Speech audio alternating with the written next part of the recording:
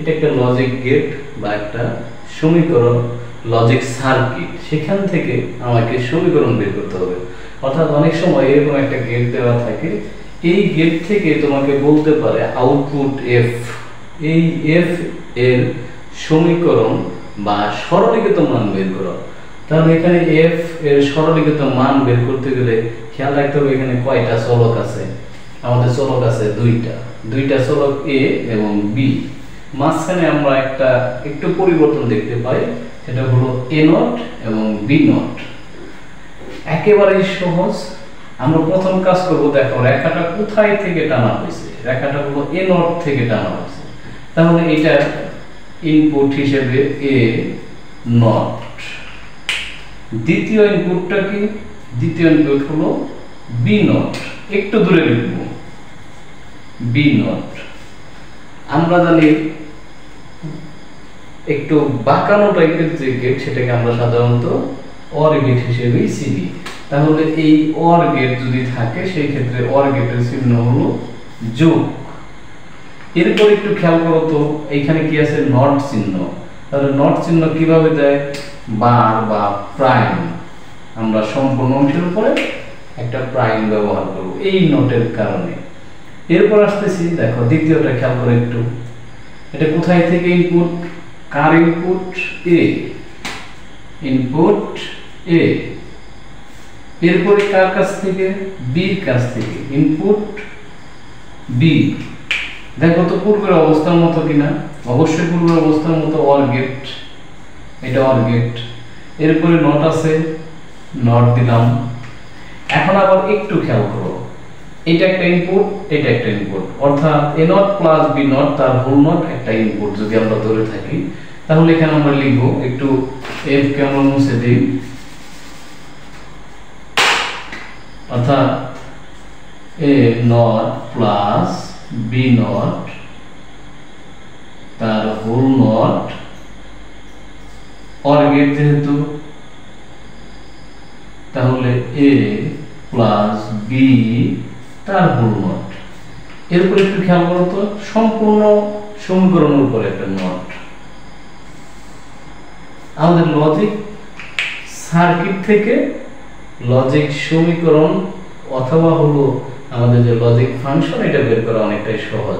তার মানে এটা যেহেতু এফ দেওয়া ছিল, এখানে আমরা সমান সমান এফ দিতে পারি। এখানে আমাদের কাজ সমীকরণ বের করার ক্ষেত্রে কাজ শেষ। এখন যদি এটার সরলীকৃত মান বের করতে বলে, অনেক সময় আমরা পাই হলো লজিক গেটটি বা এফ এর সরলীকৃত মান বের করো।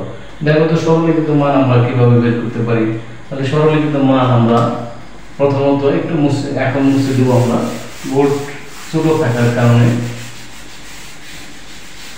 এই সরলীকৃত মান অবশ্যই আমরা এফ সমান সমান লিখব, এফ সমান সমান A plus B, A not plus B not তার হোল নট। খেয়াল করো, প্লাস এ প্লাস বি তার হোল নট। এরপরে সমগ্র অংশের উপরে নট। আমরা সাধারণত লজিক গেট করতে গেলে ছোট থেকে আস্তে আস্তে বড়র দিকে যাই। আর যদি লজিক সব সমীকরণ থেকে সরলীকৃত মান বের করি, অবশ্যই বড় থেকে ছোট দিকে যাবো। বড় অংশ এটা, তার মানে সমগ্র অংশকে আমরা ভেঙে দেব। তাহলে এটুকু এ নট প্লাস বি নট তার হোল নট। যদি যোগ চিহ্ন থাকে, নট ভেঙে দিলে তাহলে গুণ চিহ্ন হয়ে যায়। আমরা ভেঙে দিলাম একটা নট, আগের একটা নট ছিল, এখানে একটা নট, এখানে একটা নট। আমরা দুইটা নট যদি উঠিয়ে দিই, খেয়াল করো তো, A plus B whole not into A plus B.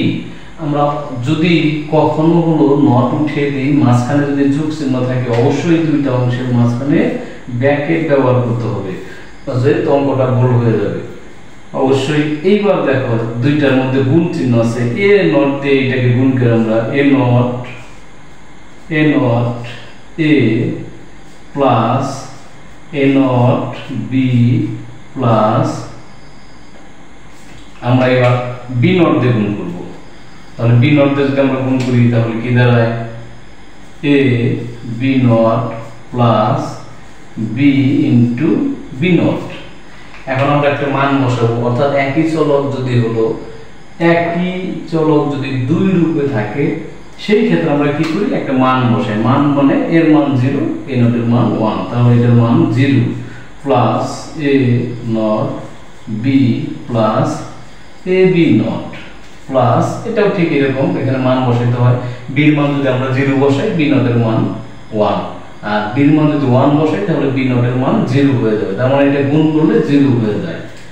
এটা a not plus b a b not, আমরা এটা সমান সমান a x যোগ b লিখতে পারি।